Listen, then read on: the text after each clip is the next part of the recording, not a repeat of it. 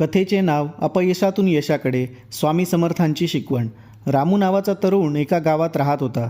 तो खूप मेहनत करत होता, पण काहीही केलं तरी त्याला यश मिळत नव्हतं. शेतात पीक येईना, नोकरी टिकेना, लोक त्याची थट्टा करत. हळूहळू तो निराश झाला आणि म्हणू लागला, माझं नशीबच खराब आहे. कितीही प्रयत्न केले तरी काही होत नाही. एक दिवस तो अक्कलकोटात स्वामी समर्थांच्या दर्शनाला गेला. डोळ्यात पाणी आणून तो म्हणाला, स्वामी, मी खूप प्रयत्न करतो, पण मला यशच मिळत नाही. माझं आयुष्य अपयशात गेलं आहे.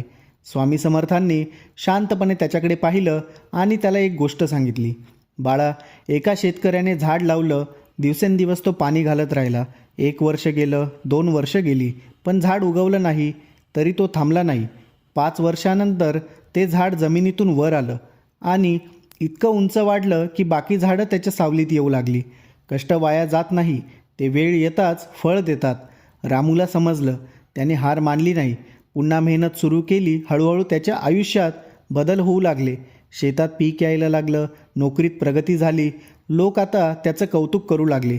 कथेचा संदेश: अपयश हे कायमचं नसतं. श्रद्धा आणि मेहनत असेल तर यश नक्की मिळतं. देव आपल्याला लगेच फळ देत नाही, पण योग्य वेळी नक्की देतो. हार मानणं म्हणजे अपयश स्वीकारणं आहे आणि प्रयत्न करणं म्हणजे यशाचं दार उघडणं आहे. श्री स्वामी समर्थ.